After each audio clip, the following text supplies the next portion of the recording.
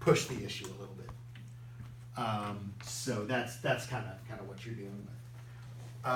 But again, keep in mind that, that what we're doing here is we're trying to choose what looks to be the best approach.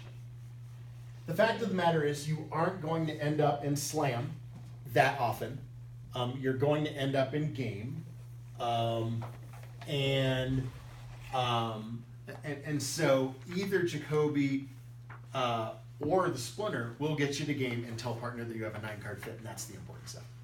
Did you? So your response was that you would you would respond 4 hearts and sign it off. If I had this hand here, Yeah. I probably would. Okay. Just I wouldn't take control of the hand. I wouldn't go right into 4-no. I wouldn't be that ambitious. But this may be one of those situations where if I decide I want to make a move, I might have to do something like Q-bid my king of clubs, which would at least push us to the 5 level, right? okay. Yeah. But on the other hand, the 5 club bid, this hand might go to 6 hearts at that point, right? We wouldn't have it. Yes, sometimes you do end up in slam and you don't use key card, so which can be a little risky, because look, I have been in slams where, I mean it's just, I don't remember, it was something that came up years ago. We always thought of it. It wasn't, well, it was sort of sarcastic, I guess, but in discussing a hand where it ended up in a slam that we shouldn't have been in because we were missing 2 key cards, and the question was supposed, well, how do we stay out of that one? I said, well, we could use Blackwood.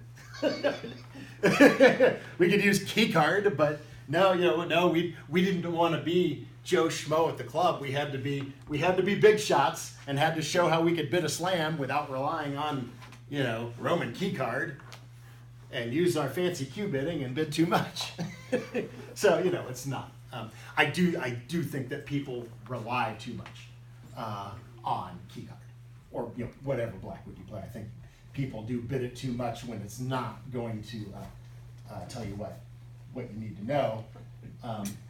Remember that key card ultimately is designed to keep us out of bad slams. That's why we do it. So that we If try you to stay out bid of trouble. Jacoby 2-no, the opener is gonna sort of sign off it for spades because they don't really have that much. Well, if opener shows a dead For minimum, nuts. if opener shows a dead minimum with no shortness, then that's Right. then you probably don't have a slam. Well, actually, they probably would bid three hearts because they do have good trumps there. Well, but that shows extra Yeah. values. Yeah. So, Okay. all right, let's in our last bit of time here today, let's talk about captaincy a little bit. And remember that the captain of any auction is, and this can change during the course of an auction. It's not static, but remember that the captain is the person in the partnership who has the most information about the collective assets of both hands together. And what this means, as we've talked about a little bit, is that more often that does tend to be a responder rather than opener. Because the opener is more likely to be the one to make a limiting bid, right? So take a very simple auction here. Like 1-no. All right, well, who's the captain? Well, responder is the captain, right? At least for the time being. Now, you can turn that captaincy over to the opener. Right? I mean, right now you're in charge, responder. But you can transfer that captaincy if you want, right? This hand that we were looking at early on, where we said, or at least what we said was the normal auction. All right. Well, by the time we get after you have transferred and given choice of games, at this stage you have now kicked captaincy back to the opener and said, okay, you choose the final contract. I gave you the information that I have 5 hearts and I want to be in game, and you now pick between 3-no and 4 hearts, right? So sometimes it can change. Or we can have another, and again, we're just looking at a lot, just very common, simple auctions. I open a club, you respond a spade, all right? We don't know who the captain is yet, because we're still busy exchanging information. Opener now rebids one no trump. Who is the captain? It's responder, right? Because opener just said, hey, I have 12 to 14 balanced and I don't have 4 spades. And you say, okay, I'll take it from here. I'll try and get us to the best spot. So that's another situation where responder is captain. Or this one that we looked at. Your partner preempts 3 hearts. Who's the captain? Not the person who preempted, right? The person who preempted pretty much told their story as best they could. You are in charge. Now, it's not always responder. What about an auction like this?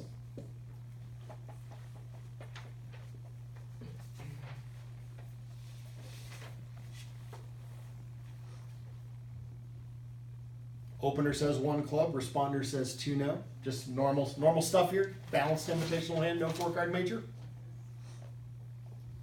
Who's the captain? Opener here, right? Because in this case it was actually responder who limited the hand first. We don't know what the 1 club opening looks like. The 1 club opening could be a lot of different hands. All we know is that partner wasn't strong enough to open 2 clubs. But this could be balanced, it could be distributional. It could be 12 points, 15 points, 18 points. A lot of room for that 1 club to be different things. But responder has said, hey, I don't have a 4-card major and I've got 11 or 12 points. So opener, do something intelligent, right? Nice, easy auction, in which case the opener is now the captain. So that's what we're getting at here. Usually, or at least the first person to become captain is the partner of the person who has limited a hand. So let's say we have an auction like this with a weak 2 heart opening and a 2 spade overcall by opponent, 4 hearts by responder, and then 4 spades by the other opponent.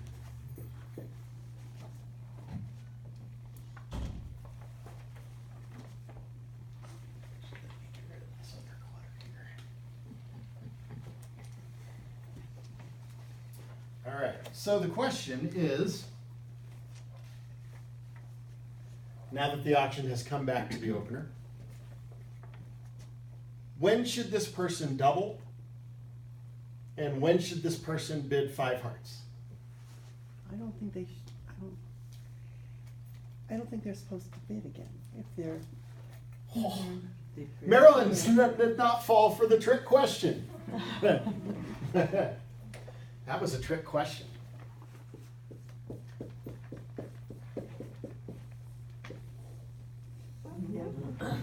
Never. Opener never bids 5 hearts. Opener never doubles for penalty. Never ever. And you can add more evers if you want. Why not? You told your story. You are not the captain. Who's the captain? The captain is sitting here. Now, we're going to look at a few hands that the 4-heart bidder can have, so you can see exactly why it's so important that opener not act here.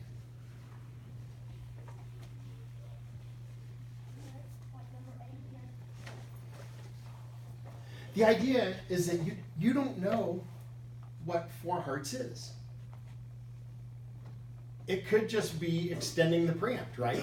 Trying to jam things up, get in the way. Or maybe your partner was bidding 4 hearts to mate. Or maybe the vulnerability is favorable for your side and partner wants to sacrifice at 5 hearts now. Those are all possibilities. Remember, that 4-heart bid was made on the, as we like to call it, the need to know basis. And opener did not need to know why you were bidding 4 hearts. They will find out. let's say this is responder's hand. By the way, this is like pages 83 and 84, I think, in the book. So this example is in your language of bridge.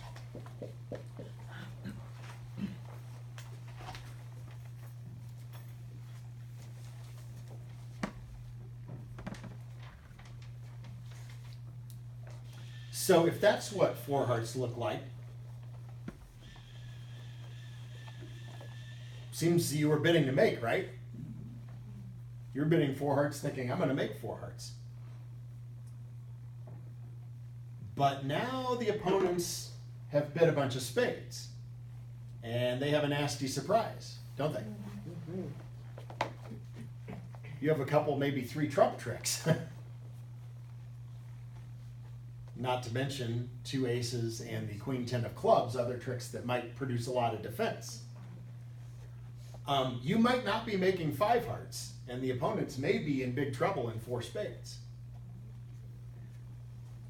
So if you come back at your next turn and double, that is 100% penalty, right?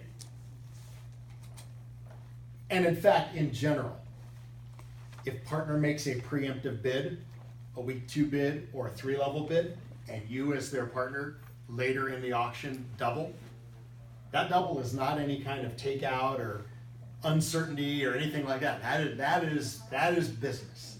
That is, the opponents have erred. Partner, I heard you told your story, I heard it, I have now decided that I want to penalize them. And so that's what you would want to do here. And so it's just not fair to partner for you to take that decision away by bidding 5 hearts here, because you don't know. You're not equipped to make that decision. So don't make a decision that you aren't qualified to make. This is why we want you to just pass here and leave that decision to partner. So you don't have to slide that door behind you closed. People are coming in for the game and it's getting a little out. All right, so that's one possibility, that partner holds a hand like that.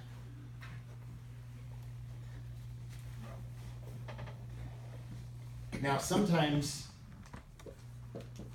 partner's going to have a hand and this is going to be a tougher call.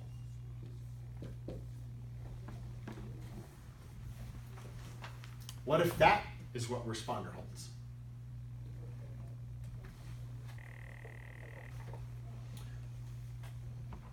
I guess the first question I should ask you is, would you all jump to 4 hearts with that hand? I would. Are we vulnerable? I don't care. Oh, okay. Based on law of total tricks. Got it. Based on 10 card heart fit. Okay. Now, here's the hard part to that question. Does 4 hearts make? It could. Do you expect it to make? Do you have enough over there opposite a 2 heart bid? I mean, picture a typical, what's partner's typical 2 heart bid? 6 hearts to the king, queen, and maybe an outside card, which they don't promise. Maybe the king or queen of diamonds, or the queen of clubs, or something like that. That would be a very typical middle of the road. If that's the hand partner holds. Can you make 4 hearts? It's gonna be real close. Truth be told, I would expect down 1 more often than making 4. I don't think it's gonna be a disaster either. I mean, we've got a big enough heart fit. I don't think we're gonna get killed here. Okay, so we don't know. Maybe we make 4 hearts, maybe not. The next question, do they make 4 spades? Maybe, maybe not, right? It's hard to tell. Do we have enough defense? Might depend where the ace of clubs is, right? And whether or not we're going to score that king. We figure we can probably, we'll probably cash 1 heart. I don't think we'll cash more than 1 heart, because somebody's got a singleton. One of our opponents has a singleton probably. Okay, so maybe our ace of hearts lives. Ace of diamonds looks good. King of clubs, maybe we score it on defense, but then we need partner to come up with a defensive trick, right? To beat 4 spades. it's really hard to tell whether or not 4 spades is making, which means that you shouldn't be thinking about sacrificing here. You only want to sacrifice at 5 hearts. Well, we are thinking about the vulnerability if it comes to a sacrifice. The vulnerability didn't impact whether or not I wanted to bid 4 the first time, but it would certainly impact whether I wanted to bid again. So I'm a little concerned that, but yeah, look, maybe we can beat 4 spades, maybe not, but it's too risky to bid on. So at this stage, I would just pass. Let him play 4 spades. Hopefully we can nip it a trick. If 4 spades makes and it's not beatable, well, hopefully the rest of the field is also bidding 4 spades. Because clearly they have a big spade fit, right? I mean, it's not, excuse me, competitive auction, and our 4 hearts, you know, I mean, maybe they would have bid 4 spades on their own, or maybe our 4 hearts goaded them into 4 spades. But either way, this looks like a, you know, this looks like a pretty common place to be, so. Okay, so we bid 4 hearts the first time, but I think with that hand, next time you just pass. All right, now let's change it again. And I will add the caveat this time that your side, the side with the hearts, is at favorable vulnerability.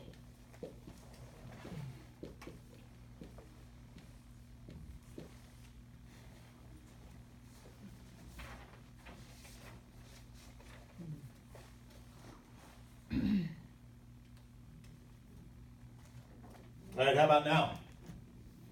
Are we beating 4 spades? Doubtful. Probably not. So yeah, you want to be evaluating these hands from a defensive standpoint. Ace of diamonds is a good card. If partner has the ace of hearts, it might live. I don't see a whole lot of defense after that. I mean, partner could have another defensive card. That would be to hold them to 4, right? I don't think we're beating 4 spades. I'd be shocked if we're beating 4 spades. All right, well, if you're at favorable vulnerability, if you are confident that they are making 4 spades, would you be willing to bid on the 5 hearts as a sacrifice? Mm-hmm.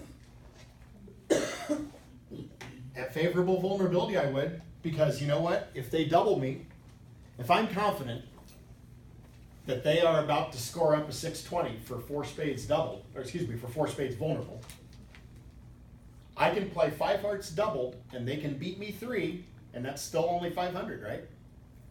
Which would make it a good sacrifice. Can we get out for down 3? With a singleton in their suit, I like our chances. So I think here I would bid 5 hearts. Now if the vulnerability's wrong, you know, we don't want to go for a huge number here. Because while they certainly have a game, I don't think that they have a slam. Or at least they don't have